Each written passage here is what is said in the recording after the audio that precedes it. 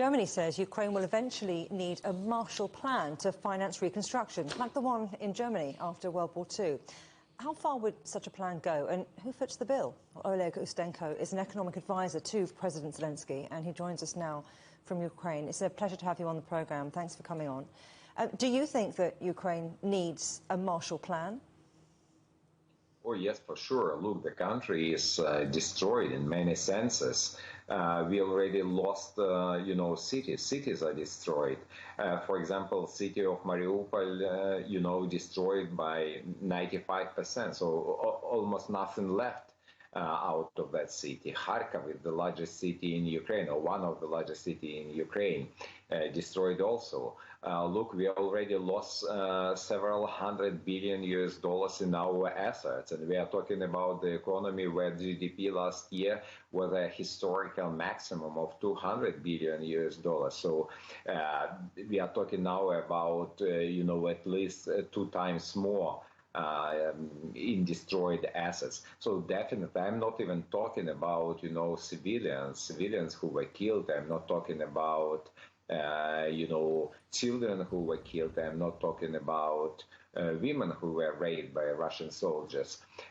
Yes, of course, the economy has to be rebuilt. And, of course, it's a question where we are going to have this money for rebuilding the Ukrainian economy, this kind of Marshall Plan, which should be applicable for Ukraine. In our view in Kiev, we do believe that we can use money which were frozen from the Central Bank of Russia. And we are talking here about somewhere close to $300 billion which are frozen. We also believe that another source of this fund should be all arrested property of Russian oligarchs and inner cycle of Putin.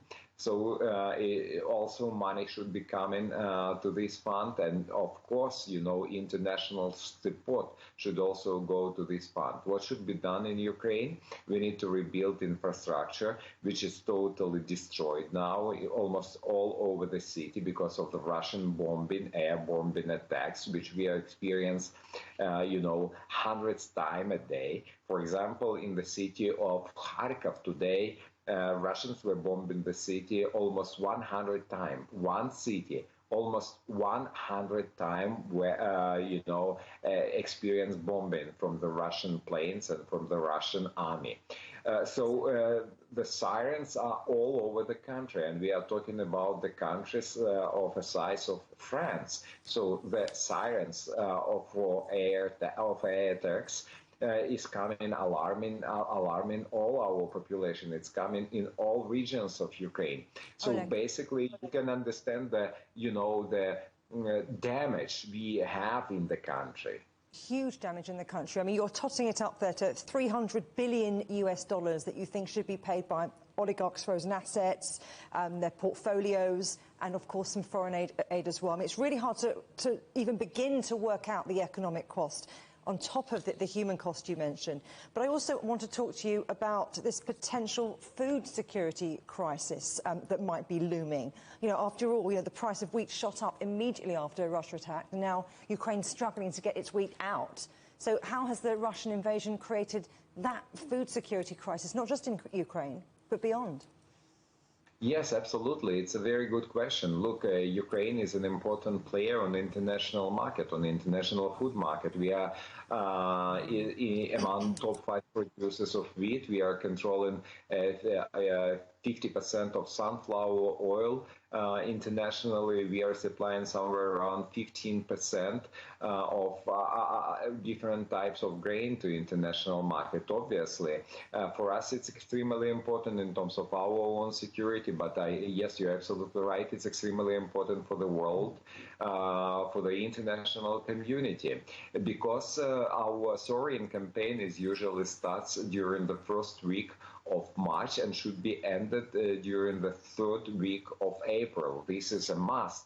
Yes, we can move a little bit, but not more than 1 week.